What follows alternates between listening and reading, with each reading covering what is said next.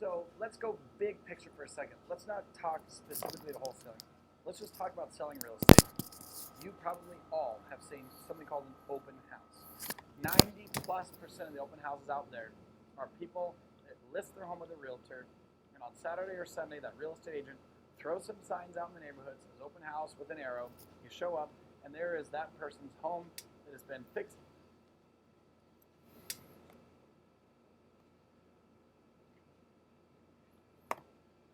What's up, it's Cole again. I've just stopped and I reviewed the videos that we've covered so far with wholesaling, right? The introduction, how this is different than being a realtor, how to find deals, how to market for them, all that stuff. And I just want to go back real quick and pause for a second and just remind us of what the big picture of wholesaling really is at the end of the day, because I get a lot of, as you know, or maybe you don't know, I have the opportunity to speak on stages around the world and teach real estate investing all year long. I do probably about 25 to 30 events a year where I'm just talking about real estate. That's not the other speaking gigs, and that's not my event Thrive. That's just where I'm on stage teaching what I'm teaching in these cameras right now. And there's a lot of confusion around wholesaling specifically, so I just want to go big picture again. This isn't a repeat of the earlier videos. It's just a quick reminder. There's someone out there who owns their house. They don't want to live in it anymore. They want to get rid of it as quickly as possible. You find that person, put their property under contract. We made that pretty clear earlier, and I want to re-emphasize that because this is the only area you can get in trouble if you don't do this as a wholesaler, is to make it very, very clear, A, I have to have this property under contract. If all you're doing is finding someone who wants to sell and finding somebody who wants to buy and just connect them without a contract, that's acting as an unlicensed realtor. I said that in earlier videos. You already know that. That's a big no-no, so this is worth repeating. You must always 100% of the time, in 50 out of 50 states, always put a property under contract. And then once it's under contract, that equitable interest is what gives you the right to resell it, assign it, etc. And that's what we're going to talk about here in a second. So big picture is you find someone who doesn't want to live in their house anymore. You put that property under contract. You've now tied it up. No one else can have it. And now it's legal for you to start marketing your equitable interest in that property. You go out there, you find someone else who wants the property. You connect those dots, right? For a wholesale fee. We went, if I were to back up a couple of pages here, as much money as you want to make on a wholesale, there isn't, I'm trying to find this right now, there isn't a threshold on this. So I would say plan on making anywhere between, okay, I think this is it right here. Yes. No, that's not it. Plan on, forget it, doesn't matter. You guys have seen it. Back up, oh, here it is. So plan on making anywhere between $5,000 to $15,000 a deal. I meet wholesalers who live all over the country, and that's pretty standard. You should plan on, when I say 5 to 15,000, let's call it 10 grand. You should be making 10 grand a wholesale. It's just a quick markup. You can do this quickly. But if you go back to the video where I explained this, if the absolute purchase price of what a rehabber is going to pay is $600, you can get this property for $1 and make $599,999. So there's no legal limit, there's no limit at all on how much money you can make in a wholesale. The limit is what someone's willing to pay for it. So as deeply as you can negotiate your price of what you're getting under contract for is where you make a profit. We already talked about that. You're like, Cole, we've seen this. Tell us something we don't know. I just want to remind you, number one, it's illegal to do that without a contract. Number two, where's the page I was just on?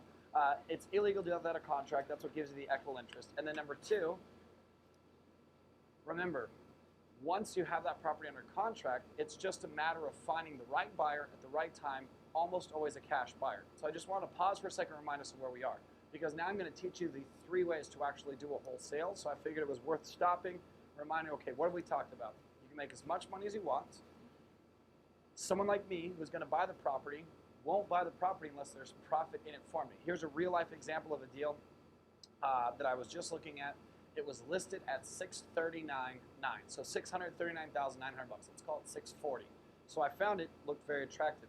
I looked at the pictures, completely beat up. It doesn't even have a kitchen. The kitchen was gutted. It looks like a rehabber started ripping stuff out and then just ran out of money or ran out of energy, because it's definitely not livable. Half the house is ripped out. It's like a halfway done demo, okay? That's it. So purchase price $640,000. The whole neighborhood's going for about $740,000. So I estimate it needs around $100,000 worth of renovations. So I can't buy it for $640,000. to then sell for, the comps were like 740 to like 790. That's just too tight. So I made an all cash offer of 560 on that property, knowing that I would go up to a maximum of 580, which then means I buy it for 580. I put $100,000 into it. I'm into it for 680. I now remarket it for 780, 790. Let's just say I get 780 for it. Cool. I pay my realtor fees. Like that sounds like I just made 100 grand because I'm into it for 680 and I just sold it for 780. I don't know. I then got to pay my realtor fees, my closing costs, etc. I'll end up making $65,000 on that deal all day long. If you were wholesaling that deal to me at 640, I wouldn't touch it. So that's a property that is not being wholesaled to me. It's actually on the MLS. It's a bank-owned home, but I'm just using this for example because I literally just wrote this offer yesterday as of recording this video. So I would never, if you were a wholesaler, take that deal from you ever for $1 over 580 because I can run the numbers and know what I'm selling it for. So if you saw that property listed for sale for 640, and let's just say it wasn't listed for sale because when realtors are in there, again, it's hard to wholesale those deals because they want to get paid too. Let's just say you put out a bandit sign that says, "We buy houses cash." Somebody called you, you went over to their house, they said, I want 640 for it. And you run some numbers, you say, listen, if I was to bring you all cash and close quickly, what's the best you could do? They said, well, if you brought all cash and close quickly, I'll probably do it for 600. And you say, you know what? I appreciate you being flexible. Here's the best I can do. The absolute best I can do is 560. They're going to say, whoa, that's too low. You're going to say, then make me a counter. They're going to go 590. I mean, it doesn't matter. But you know that I won't pay $1 over 580. So you get it for 575. Guess what? You just made 5 grand. You get it for 570. You just made 10 grand. They accept 560. They take it for 560. You just make 20 grand because I'm going to buy it from you for 580. We already talked about that. I won't give you $1 more than 580. So the big picture of what a wholesaler does, a real estate investor that focuses on wholesaling, is just connects dots. Again, I've already said this in earlier videos, but I'm reminding you because in the video right after this, I'm going to start teaching you the 3 strategies of how to structure a wholesale deal so you're doing this business legally, ethically, morally, and if you choose to, profitably. And I just want to give you a quick recap. So someone out there has a house that they want to sell. You find that person, you put it under contract. You then found someone else that wants to buy it. You assign your rights, which we're going to talk about, or resell it to them right then for a quick markup. We're going to talk about that as well. And you make a quick, easy profit in the middle. Plan on making about $10,000. So here's what you've got to do. You've got to figure out what your budget is. What are your monthly expenses and what are your income goals? Do you want to make $15 million a year? Then don't wholesale real estate. You are not going to make $15 million a year. Some of the best, and here's to have realistic expectations, as a matter of fact, some of the best wholesalers in this country make low 7 figures, between $1 million and $3 million a year. And they are the biggest gangsters of just absolutely, they're killing it, they're knocking it out of the park.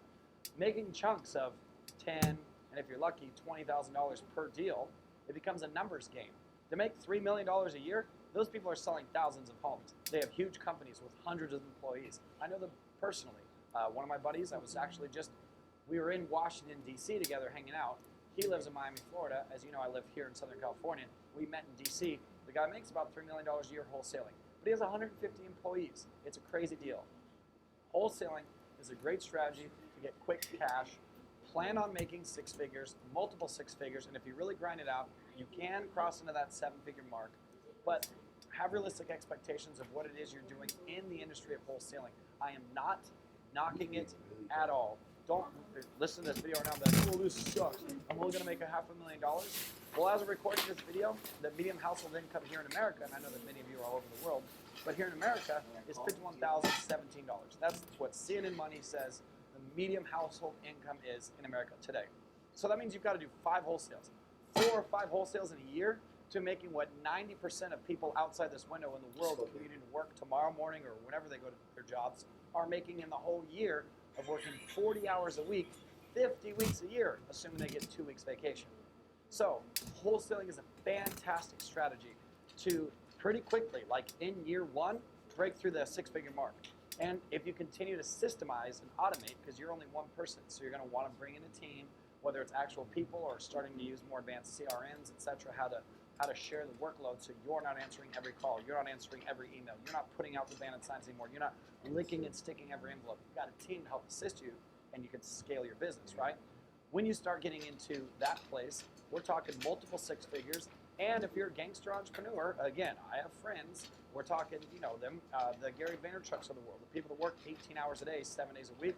You can make seven or even low multiple seven figures wholesaling exclusively. So what was the point of this rant? If you want to be a multimillionaire and all you want to do is wholesale real estate, it probably won't happen. What wholesaling is consistent cash flow to do whatever the heck you want with, right? And for me, wholesaling is just one of the many ways I make money. This program started off exclusively talking about passive income. We've added the wholesaling aspect to it because if you see a great house in Memphis, Tennessee for sale for $110,000 and you need to put $20,000 down, and you're like, freaking A, I found the best deal, Cole. I'm ready to go and I don't have 20 grand. Cool. Now you can go out there and wholesale a house or maybe two. You got your down payment to go out there. And so I wanted this program to be the one-stop shop, make some money, roll it into passive income. Make some money, roll it into passive income so that you're buying 3 or 4 rental properties a year so that 5 years from now you own 25 homes, you're making 15 grand, maybe not that much, 8 to 12 grand a month of passive residual income.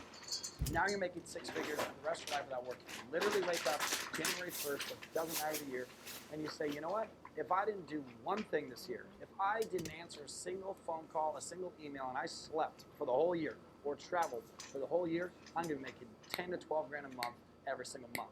That's the point of this. You can do this around a full-time job, and you can get this done in the next couple of years. So it's 2017 now. By 2021, 2022, you're making $100,000+ a year without needing work ever. Now, of course, you can go a lot faster than that. You know what else you can do? You can turn this video off right now, go sit on the couch and watch the freaking Kardashians or whatever crap's on TV and do nothing at all and get no results. This, like every other business, is results are driven by effort. You go out there, you do this. I'm seeing more and more testimonials in the Facebook group of people that are doing deals left and right. A guy's going to be making $108,000 on a deal. There's a lot of money to be made in real estate if you just go out there and hit it. Okay, so that was a big rant. Just to press pause in the content to remind you. Here's what a wholesaler does. Quick recap for the 15th time, because repetition is where you create long-term, what is it called, retention of information. Repetition creates retention. Say that 10 times fast. Somebody wants to sell their house, you get to the seller direct. If a property is listed by a realtor, that does not mean you can't wholesale it. It just means the realtor is going to want a piece too. So if you're going to make $20,000, they're going to at least make you split it with them. So it's best, not required, best to not find a house that's being listed by a realtor. So, Cole, how do I find people out there that want to sell their house without using a realtor or finding a house that is currently listed by a realtor? We've already talked about that, back it up a couple of videos. Use any of the marketing strategies I taught you so that when someone wants to list their house, instead of calling Bob, the realtor at Keller Williams, they call you instead and say, hey, I was just about to call a realtor to come list my house, but I saw your sign that says you pay it cash. Or I got your letter here. This is the phone, by the way. I got your letter here that says you want to buy my house cash. So I called you first. Perfect. Now there's no realtors involved. Go to their house, do your due diligence, figure out your numbers, make an offer, get it under contract, go to a cash buyer, wholesale it to the cash buyer in the 3 different ways I'm about to teach you in these next 3 videos.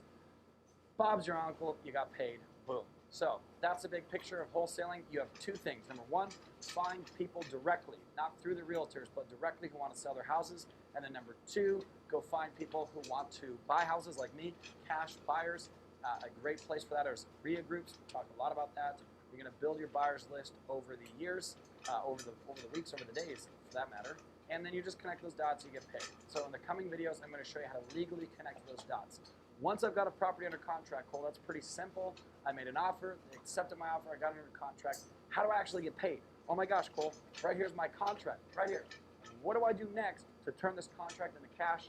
That's coming up in the next videos.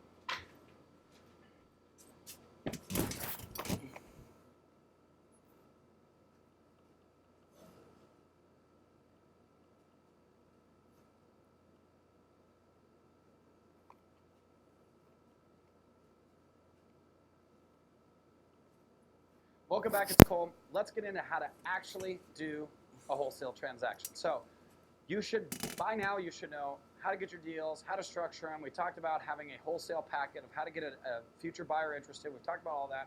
We talked about how to find motivated sellers who are the ones that are willing to take discounts. We talked about all that stuff. We talked about the big picture of wholesaling, how it's different than realtors. Here's where we're at. You now know how to get someone on the phone that says, yes, I want to take a discount, and you know that it is the law for you to get a purchase and sale agreement called a contract. Purchase and sale agreement called the contract. By the way, let's just address that right now. Every state has their own. I live in California, so we have this thing called CAR, C-A-R, which stands for California Association of Realtors. And they actually create their own state-approved contract. Now, technically, you can legally sign any contract. I was going to grab a piece of paper and pretend it's a contract for you. You could sign any contract. I could technically turn this into a contract, right? And it would be legally binding, even though it's this huge whiteboard. If I wrote down the address, the property, the description, by the parcel number, the legal description, the purchase price, and I signed it, and the person that owned it signed it, it would actually stand up in court. That's a true story. But guess what? Not good. Don't go there. It could be disputed. Why would you want to end up in a small claims court battle? Anyway, use the approved document. So what I see a lot of wholesalers out there that just suck is they have like these one-page contracts where it's just like, on this day of this month of this year, blank, their company name, agrees to sell this house, this address, fill in the blank, to fill in the blank, your name of your company, for X amount of dollars. We agree that we're purchasing this property as is. Maybe they have a little bit of a legal description there, and then you sign it. And when somebody tries to, I'm a rehabber, so when a wholesaler brings me a contract like that, I'm like, are you freaking nuts? Get out of here, amateur style. Like, no way, no how. I'm not going to buy a property with some Mickey Mouse made-up contract. We're going to use the standard state, I don't want to say distributed, but the state-provided contract. So every state in America has its own, even though we are one country, every state has its own contract. So in California, I wouldn't use a Texas contract. Yeah, it's still America, but it's state regulated. If you're in another country, I guarantee you people sign contracts in your country, and I'll bet you it will vary municipality to municipality, or province to province, or state to state, depending on how your country is set up. But each area generally has local jurisdiction over their real estate. Even though you're part of a big country, state to state, like in America, your closing procedures and your legal documents can change. So keep that in mind, because guess what? I've wholesaled houses in 7 different states. I live in California, I've done them here. 6 other states, I've also done wholesales, all types of transactions for that matter. Every single state has a little bit of a different process than the other states and has its own set of paperwork. Don't be intimidated by that. Just make sure you're filling out the correct paperwork. So that should almost be its own video. And you know what? That's what we're going to do. We're going to say this is now called contracts. And you already know that because it's called contracts. But I was just about to get into how to do a resale on a property, and I think that that's important for this to be its own thing. So the lesson here is always have the correct paperwork, always be using the correct contracts. I want to end this video and then get into reselling and wholesaling, because this is pretty valuable stuff. So just to wrap that up, again, for those of you that are in other countries, a little bit of due diligence on your part to figure out what your province, your state, your municipality, whatever it is that you live in does. Guarantee you, people that are buying and selling real estate fill out paperwork. I know for a fact here in America, it's regulated state by state. In California, we have CAR, California Association of Realtors. In Florida, I just did one there. It starts with a G. It's like G-A something, something, something. It's like 5 letters there. I was just in Texas 5 days ago, and they're TAR, T-A-R, Texas Association of Realtors. So look up your local state, find their standard contract. Use their contract. I said this earlier, but I'll say it again because now it's relevant and you might have skipped around, or it might have been a few weeks since you watched this video, so let me just remind you. Some states, not all, but some states have a clause in the contract that will allow you to assign it. And so what that means is when I put a property under contract, I'm the only person in the world that now has the right to buy it. No one can come in the next day and offer that seller more money, and that seller's like, ooh, sucks for you, Cole. Susan just showed up and offered more money, I'm going with her. The second I get a countersigned contract, which means they send me a contract, I sign it, I send it back to them, they sign it and send it back to me, countersigned. As soon as you get a countersigned contract, that's done, you're golden, you're good to go. take it to the bank, that's your property. Now, some states in that contract provided by the state will allow you to close on it personally or will allow you to assign your rights to purchase that to someone else. In California, our contracts do not say that. In the state of California specifically. And so again, you might not live in California, you're going to want to check this. I don't know the other 49 states in America, and I certainly don't know the other countries. But here in California, the way that CAR, California Association of Realtors, gives us our contracts, it does not allow us to sign it. Once I've signed a purchase contract, I got to close on it. That's it. So what we have to add is called an addendum. And what that addendum says is, hey, Cole still has the right to buy it if he chooses to, but he has one more right, the right to assign that contract to someone else. So it says, hey, this is what the addendum says in legal verbiage. It says, hey, everything in this contract still stands, but Cole has one extra thing he gets to do. If he doesn't want to close on it personally, he can pick who gets to close on it. It's and or assigns. Again, you're going to want to add that addendum right into your contract. It's super important. You're going to want to do that. So some of you, check with your states. I would say check with a realtor, but not all realtors know how to wholesale. So check with your state and figure out if you need to assign that contract or not, whether there's, or you will want to, but whether there's an assignment clause in your contracts or not. You can obviously just pick one up and read through it, and if there's nothing about assignability in it, then you're going to want to get those addendums. And those addendums are very easy. They're one page. I will give you an example in this video. So note to the editors, grab one. I'll email it to you. An example of what an assignment addendum looks like. And you're going to get that signed, and then again, the contract is now still good to go. The contract, if you choose to close on it personally, you can, but now you also can assign it to someone else. So that's it. Having the correct contracts is super important. That's what makes this all legal. So in the next video, we're going to go ahead and talk about the resale.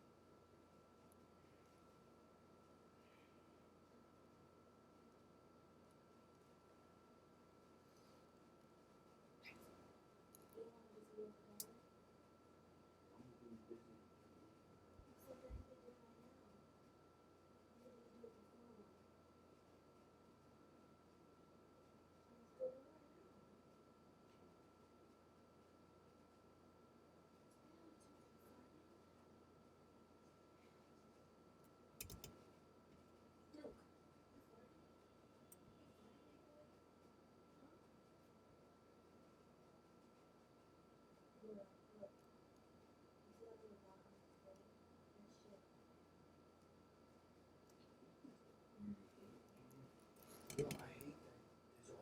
This hair's all over here. This hair's all over the car.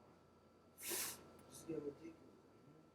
Next thing you know, I'm gonna be going for it.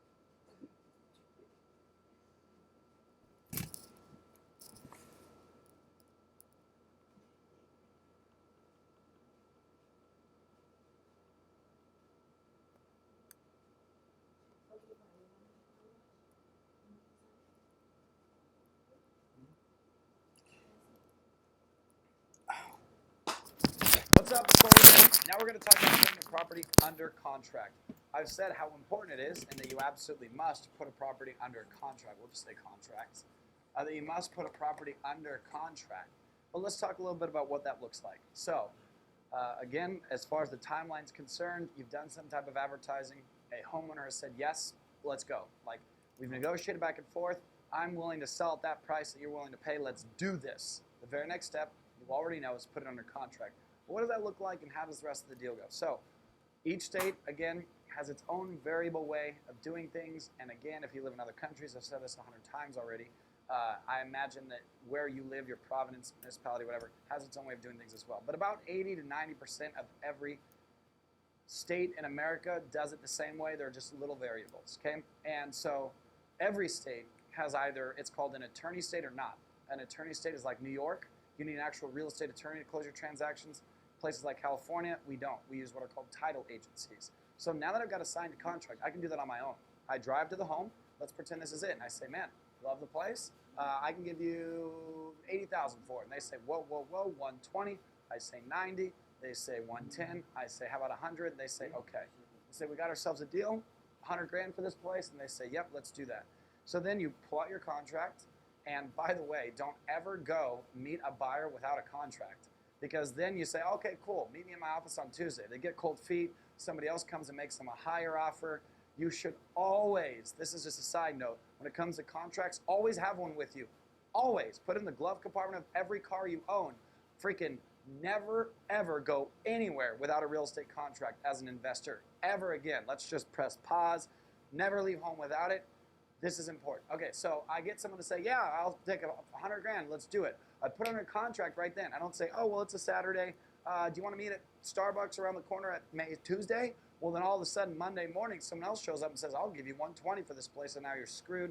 Always have your contracts with you. Okay, so that being said, they agree for 100. I agree to pay 100. We sign a contract right there. I don't need anybody to do that. We sit at their kitchen table. We sign that bad boy. We're locked. We're loaded. We're good. We're good. We're golden. Okay, what comes next? I now have to, so I guess number one is get it signed, right? Get it signed. Step number two is I open escrow. So now that I have a signed contract, I open escrow. And again, in the state of California, we use title agencies, and other states use attorneys. So I'm going to go to a title agency like First American Title, right, or whoever it is that I'm going to use. I'm going to say, hey, I have this purchase and sale agreement for this house on 123 Main Street, Denver, Colorado, or whatever it is. They're going to say, fantastic, and then they're going to open escrow per the instructions in the contract. So when I'm getting this contract signed, there are several things that are negotiable. We'll put, I guess, step 3. It's not really a step, but negotiable items. One of them is obviously the price. Duh, right? I want to pay 80. They want 120. We negotiate, and I go for 100. They say, okay. The other thing that's negotiable are the terms. The other one would be contingencies.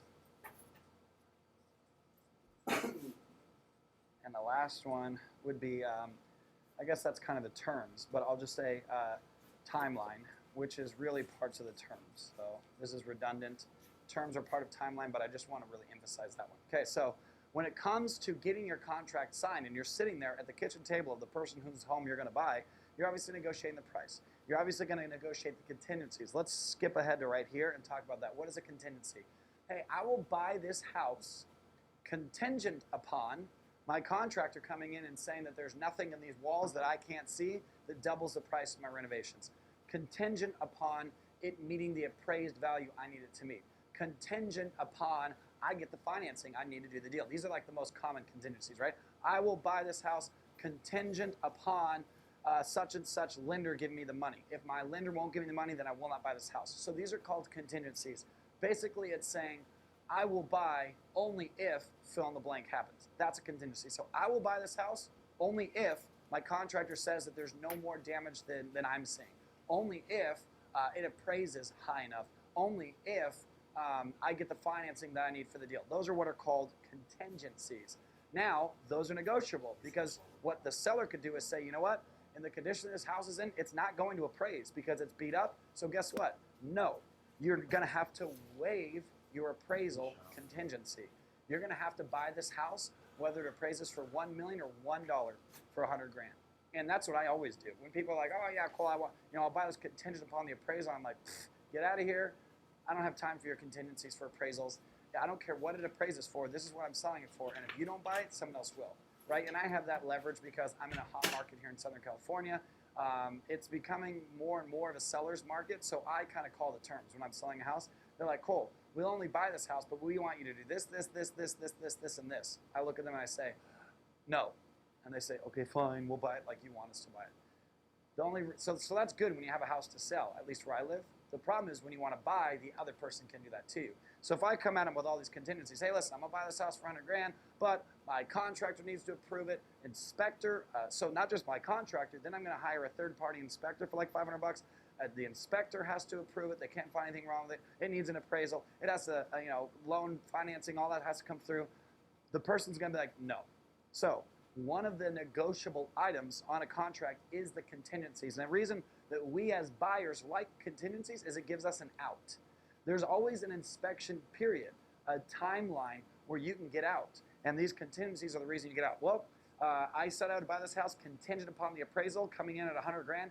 It came in at 88 grand, so I'm out. Or I bought this property contingent upon the inspection of my contractor. He inspected it, said it's way worse than I thought. I'm out. So contingencies give you an out.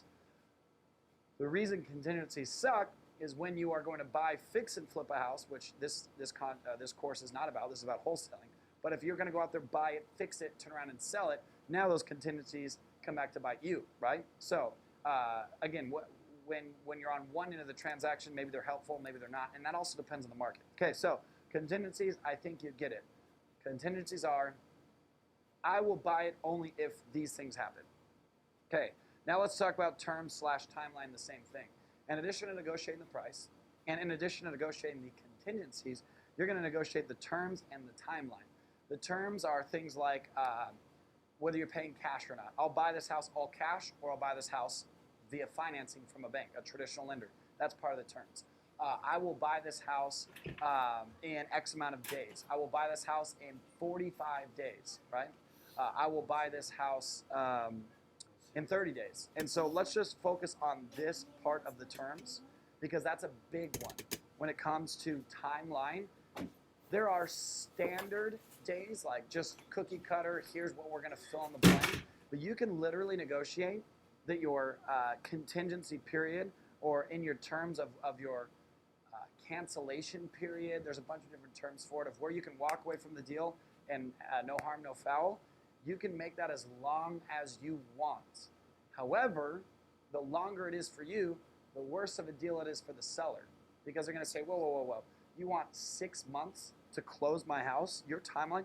You wanna put it under contract tomorrow and you wanna close on it in 6 months? No way, 30 days. Or you might ask for 30 days. They could say, no way, you're paying cash, you need to close in 10 days.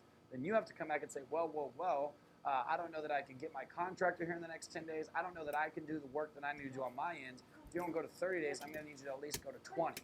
So this is negotiable. The reason that you want the longest timeline possible is because having more time helps. Now, if they have 20 days in the contract, which then it goes into the escrow instructions that there's an actual close date 20 days from the day that you signed it, and you wholesale it the next day, no harm, no foul. So it doesn't mean you have to be in escrow for 20 days. It means that you have to close by the 20th day. So I would love to have a timeline of 6 months and wholesale the next day, because that 6 months gives me all the time in the world to finding buyers out there, so on and so forth. So the main reason I want to talk about this contract is obviously when you get it signed, you're then going to open escrow. Escrow is going to follow the instructions. Here are the negotiable items. How much you're paying for it is obviously negotiable. Whether or not you want to have contingencies, like, dude, you can literally say, my partner's approval. I will buy this house contingent upon my partner who has not seen it yet liking it. I have seen all types of contingencies. I will buy this property contingent upon fill in the blank, wildest stuff in the world, contingent upon what my horoscope says. Okay, I haven't seen that, but it wouldn't surprise me. All right, and then the terms is what I really want. Are you paying cash? How much time do you need to buy this property as far as the terms are considered?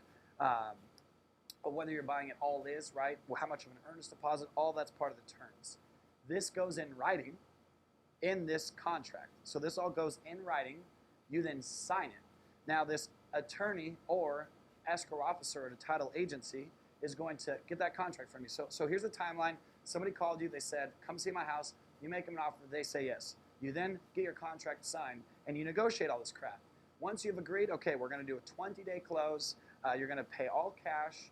You're giving me 100 grand for it, and you're waiving all your contingencies. You're going to take it as is, no inspection approval, no appraisal approval. You're waiving your appraisal contingency. Cool. That's all now in writing in this contract. You then go and open escrow. and that person, whoever they are that works at First American Title or that works at JLD Law Firm, if you're in an attorney state, reads what you guys have put in writing and then opens escrow accordingly. Now, you got to follow this. You can't say, hey, you know what, I decided I want to pay you 90 instead of 100. Nope, it's already in the contract. You know what, I decided I need 25 days to close, not 20 because my cash buyer is being slow. Nope, that's in the escrow instructions based on the contract. So this is how you fill out a contract. Hopefully this was helpful. Again, 90% of every contract's the same, right? It's going to be the same legal jargon, you know, blah, blah, blah, blah, blah. But then there's usually a section towards the back that's fill in the blank. You can type it, which I suggest, or you can hand write it in there, which is fine. It's just as legal. It's just harder to read, where you get to put in your own variable items, I guess, your own closing instructions, your own terms, etc. So the contract is very standard. There's the back section where you say what you're buying it for, what your terms are, cash, how quickly you're closing your timeline, and what contingencies you have or that you're waiving. Once this is in writing and you've signed that purchase contract, your seller, the person that owns the house, signs that purchase contract, and oftentimes that needs to be notarized. I can't think of a time I bought a house where I didn't need it notarized. So you're going to hop in your car with that person and go to your local post office or your local bank. I don't know if you know that, but most banks will notarize things for you for free if you're a client of theirs. Post offices will do it usually for about $10.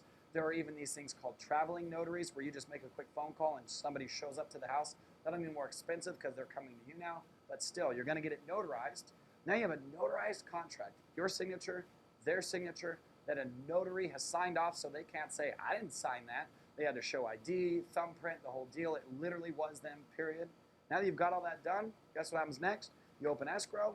20 days later, you've either closed on this house if you're doing a resale, or within that 20-day period, you've assigned this contract to someone else.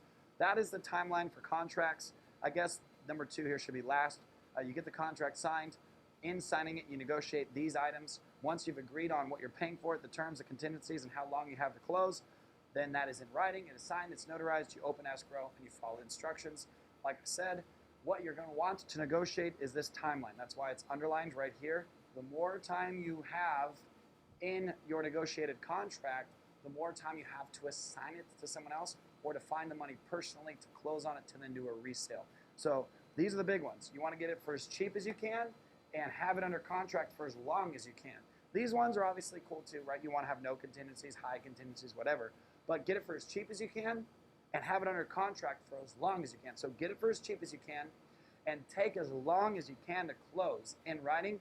Once that escrow is open, per these instructions, you can't change it. So if the homeowner's like, you know what, I thought about it. I just gave you 45 days to close.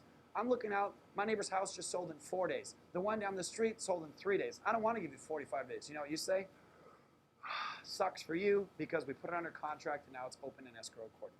Okay, so when you're signing a contract, get it for as cheap as you can and as many contingencies as you can, but you're not going to really need them if you have a long timeline. There you go. Hope you enjoyed this one. That's how you get a contract signed. The big takeaway, never leave home without a contract. You get someone that says yes, while they're still finished in the rest, they're like, yes. Give them a pen and say, sign right here. Boom. Get your contract signed. You're good to go.